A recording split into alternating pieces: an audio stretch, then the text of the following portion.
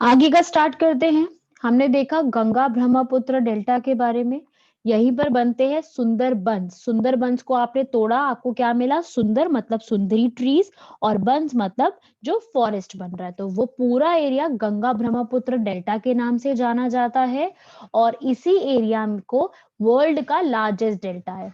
ऐसा नहीं है कि और एरिया में डेल्टा नहीं बनते। भारत में और महानदी, कृष्णा, गोदावरी जो साउथ के रिवर्स है, वहां पर भी डेल्टा बनते हैं, पर वो लार्जेस्ट नहीं है। लार्जेस्ट सिर्फ गंगा और ब्रह्मपुत्र का ही डेल्टा लार्जेस्ट माना जाता है।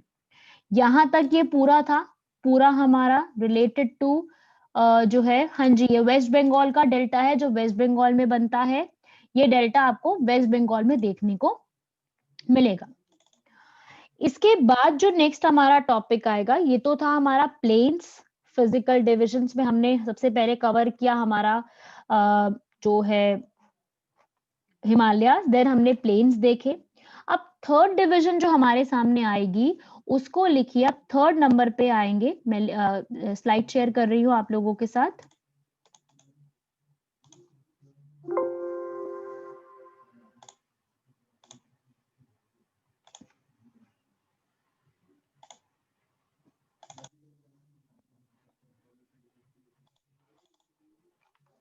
अब आएंगे डेजर्ट्स, आइलैंड्स। ये जो फीचर्स है हमारे भारत के, उनको देखेंगे। नेक्स्ट पॉइंट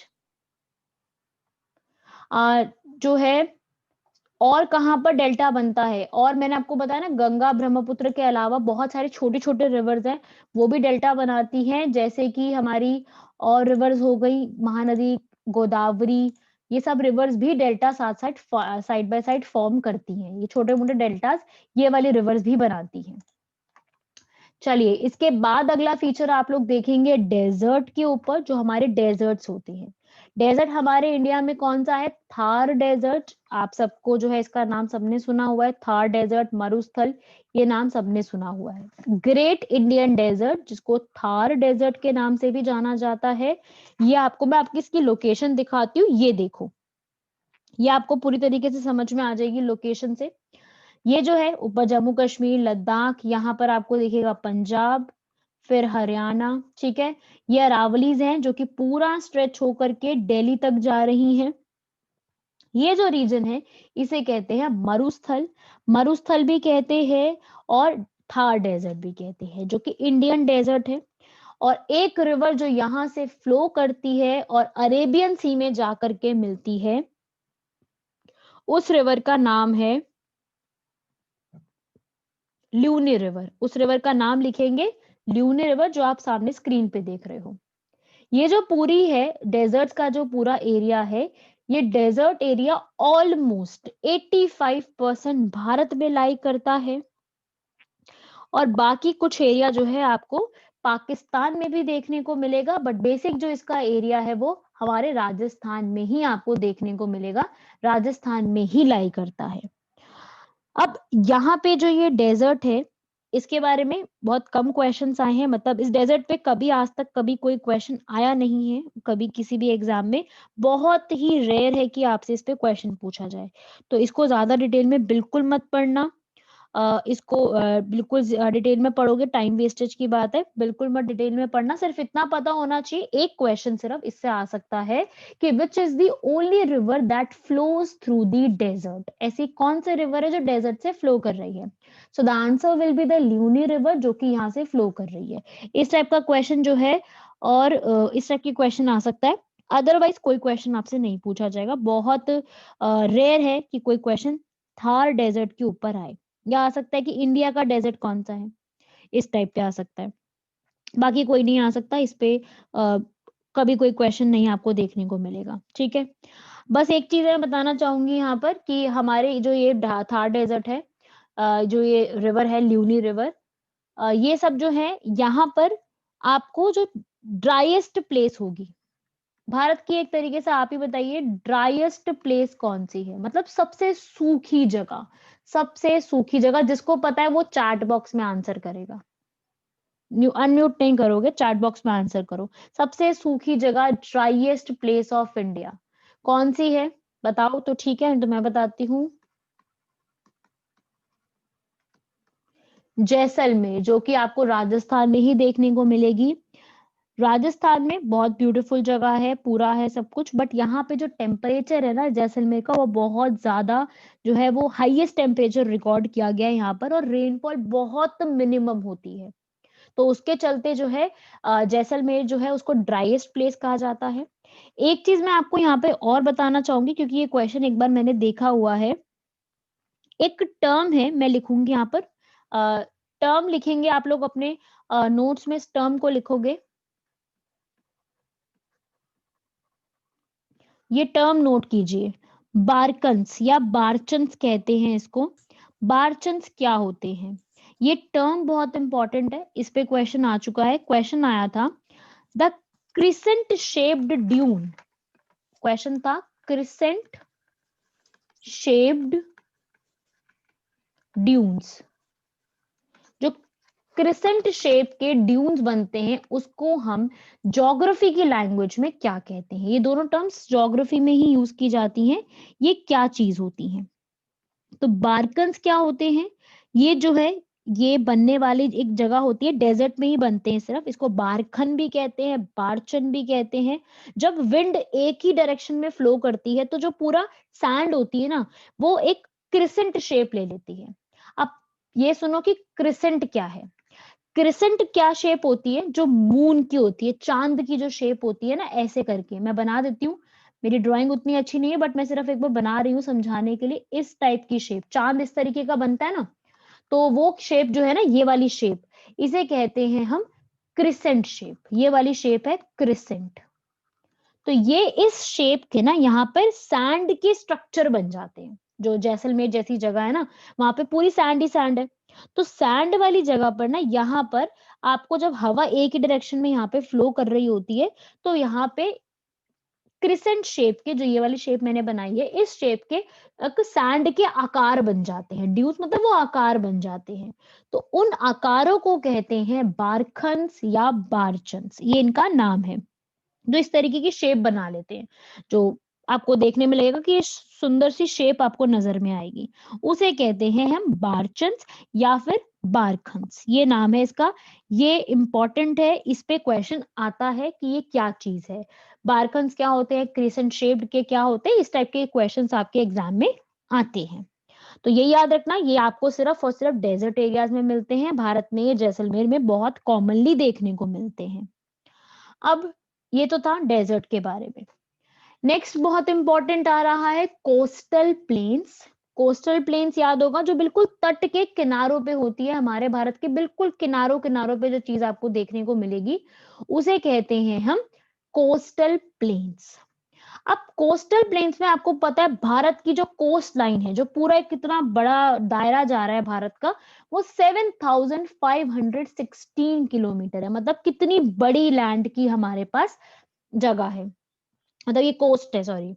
हमारे पास कितने बड़े लेवल के जो है आपको कोस्ट देखने को मिलते हैं। तो इतने सारे आपको अगर कोस्ट देखने को मिलेंगे, तो यहाँ पर जो है हमें अपने आसपास के एरिया को भी पूरा सिक्योर करना पड़ेगा, ताकि और कुछ जो है बॉर्डर पे कोई एक्टिविटी ना हो, तो वो सिक्योर भी हमें ही करना पड़ेगा। और उनके चलते अब जब आप बिल्कुल सी के आसपास रहोगे, तो वहां पे साइक्लोन, चक्रवात आना, सुनामी आना, फ्लड आना, ये भी बहुत कॉमन हो जाएगा, क्योंकि आप बिल्कुल सी के आसपास हो।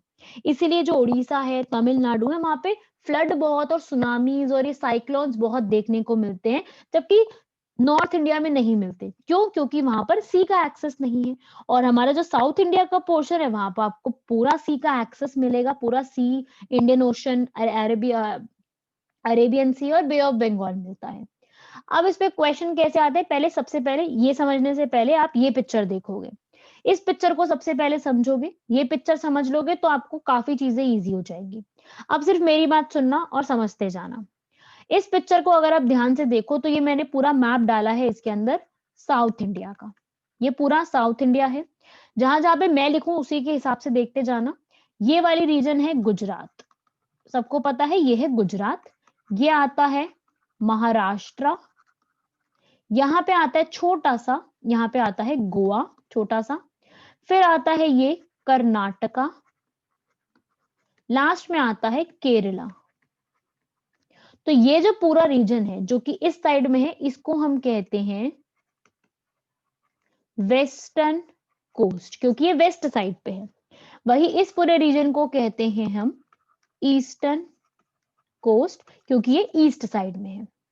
अब आप इसी मैप को सिर्फ देखो तो ये आपको दिख रहा है mouth of the Ganga river Sundarban delta, जो अभी आपको मैंने समझाया यहाँ पे इस तरीके की शेप बन रही है, उसे हम सुंदरबन डेल्टा के नाम से जानते हैं, जो मैंने आपको अभी पहले भी बताया था। तो ये है यहाँ पे सुंदरबन डेल्टा। उसके बाद अब इस पे क्वेश्चन आते हैं कि इस पर्टिकुलर एरिया को किस नाम से जाना जाता है। तो अभी पूरे एरिया के आप नाम सुनोगे, किस किस नामों से इनको जाना जाता है, और अपने नोट्स में इसी तरीके का मैप बनाओ। ठीक है, मैं भी बनाती हूँ आप लोगों के साथ, आप भी मेरे साथ बनाओ। सब लोग अपने नोट्स में यहाँ पर जो है वो मैप बनाएंगे, ऐसे ऐसे करके साउथ इंडिया का मैप बनाओ सब लोग, ऐसे करके साउथ इंडिया का और एक गुजरात, इतना तक का मैप बनाओ सिर्फ साउथ इंडिया का। यहाँ पे जो गुजरात का पूरा रीजन है, ये वाला गुजरात, इस पूरे रीजन के जो कोस्ट का एक नाम दिया गया है, उसका नाम लिखिए। उस जगह का नाम है कठियावर कोस्ट। ये हम सिर्फ अभी वेस्ट वाला पढ़ रहे हैं, ईस्ट में नहीं आए अभी, सिर्फ वेस्टर्न प्लेन्स के, वेस्टर्न कोस्टल प्लेन्स के बारे में समझेंगे। तो इसमें आप नाम लिखेंगे इसका कठियावर कोस्ट। क्यों? क्योंकि यहाँ पर कठियावर जगह है, गुजरात में कठियावर जगह है, दैट्स वाई इसका नाम जो है कठियावर कोस्ट के नाम से भी जाना जाता है, क्योंकि ये कठियावर जगह भी है वहां पर, इसलिए। और इसका दूसरा नाम कच्छ भी है, रन ऑफ कच्छ भी ना आप लोगों ने सुना होगा ये नाम, रन ऑफ कच्छ का। तो इसको कठियावर कोस्ट, और दूसरा नाम है कच्छ कोस्ट, जो कि गुजरात के एरियाज में बनता है। ये लिखिएगा फर्स्ट चीज।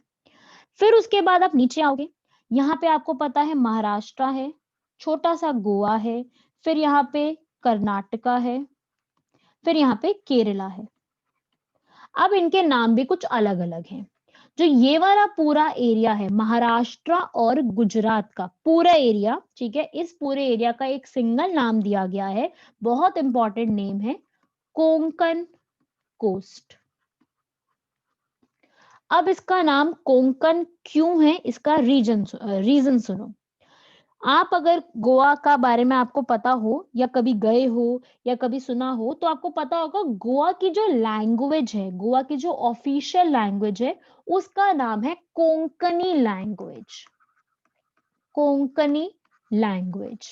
इसलिए इसको जो है कोंकण कोस्ट के नाम से जाना जाता है, क्योंकि वहां पे कोंकणी लैंग्वेज बोली जाती है, इसलिए इसको कोंकण रीजन के नाम से भी जाना जाता है। यहाँ पे गोवा के अंदर जो है आपको जो है राइस उगाना, कैश्यूज उगाना, ये बहुत कॉमनली मिलेंगे इस कोस्ट के पास।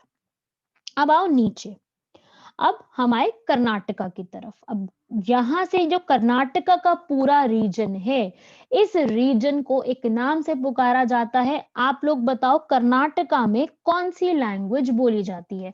चैट बॉक्स में टाइप करके बताओ कि कर्नाटका में कौन सी लैंग्वेज बोली जाती है। कन्नड़। कन्नड़, एग्जैक्टली, कन्नड़। और उसी को कन्नड़ कोस्ट के नाम से जाना जाता है। क्यों? क्योंकि यहाँ पर कन्नड़ लैंग्वेज बोली जाती है, इसलिए कन्नड़ कोस्ट है। तो ये कर्नाटका का कन्नड़ कोस्ट हो गया। अब आओ नीचे केरला में। अब केरला में जो लैंग्वेज बोली जाती है और कोस्ट का नाम थोड़ा सा अलग है, कि केरला की लैंग्वेज है मलयालम, वहां पे बोली जाती है मलयालम लैंग्वेज। लेकिन जो केरला है, वहां के कोस्ट का एक नाम लिखेंगे मालाबार कोस्ट। इस रीजन का नाम है मालाबार कोस्ट। इंपॉर्टेंट है यहाँ वाला पूरा रीजन, जो कि केरला के बिल्कुल साइड साइड जा रहा है। जो यहां से शुरू हो रहा है, कर्नाटका में जगह है मैंगलोर, बैंगलोर नहीं, मैंगलोर। मैंगलोर से कन्याकुमारी तक जा रहा है ये पूरा मालाबार कोस्ट। याद रखना, ये डिवीजन है हमारे वेस्ट एरिया की। अब आए हम ईस्टर्न साइड की तरफ, अब हम आते हैं अपने ईस्ट साइड की तरफ, यहाँ वाला जो रीजन है। अब इसके बारे में समझते हैं।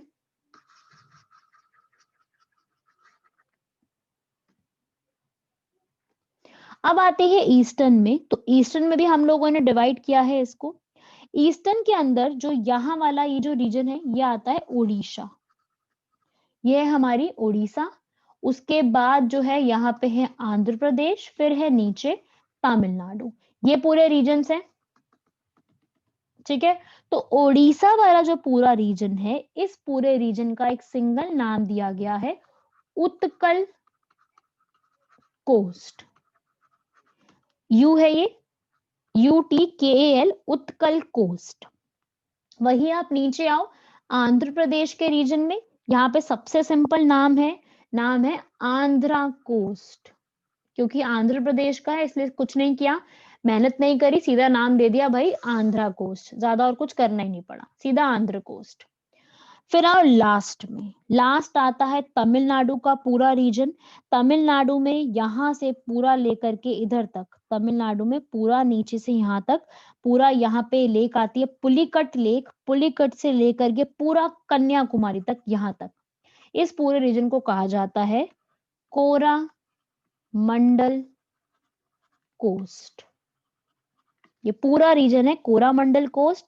यहाँ पर सबसे इंपॉर्टेंट है कोरामंडल कोस्ट, ये भी याद रखिएगा, कोरामंडल कोस्ट। तो इस तरीके से हमारे जो कोस्टल प्लेन्स हैं वो दो तरीके से यहाँ पर डिवाइडेड है, मतलब ये वेस्ट है और फिर ईस्ट है। डिवीजन इस तरीके से है, बेसिकली इस तरीके से जो आप देख रहे हो। वही एक चीज मैं आपको और बताना चाहूंगी, कई जगह पर या कई बुक्स में, कई नोट्स में उत्कल और आंध्र को एक साथ बता दिया गया है। कई बार हुआ है यहाँ पर कि उत्कल और आंध्रा को एक ही बता दिया जाता है, तो कंबाइनिंगली उत्कल और आंध्रा को कहा जाता है नॉर्दर्न सिरकर्स, CIRCARS। कोरामंडल कोस्ट कोई पूछ रहा है, तो कोरामंडल कोस्ट जो है वो तमिलनाडु के रीजन में आता है। पुलिकट लेक से स्टार्ट होकर के यहाँ पे है पुलिकट, पुलिकट लेक से स्टार्ट होकर के एंड ऑफ कन्याकुमारी तक आता है। इस पूरे रीजन को कहते हैं कोरामंडल कोस्ट।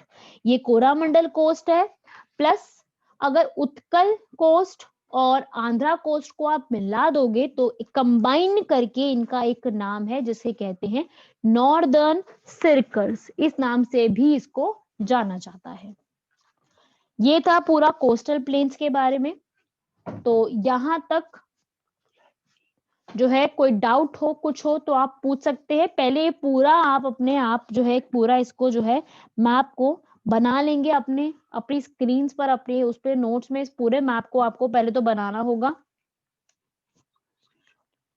पहले इसको पूरा बना लो।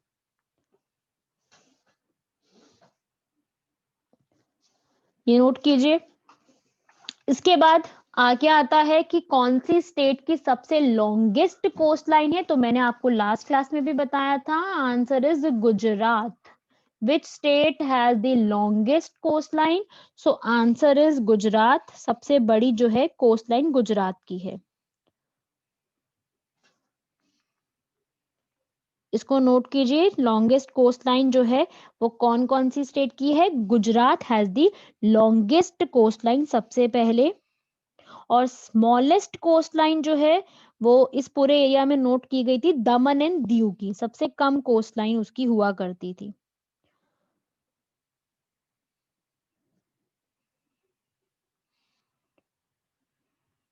नोट कीजिए सब पूरे को। उसके बाद अब कोई डाउट है तो अब आप लोग यहाँ पे पूछ सकते हैं।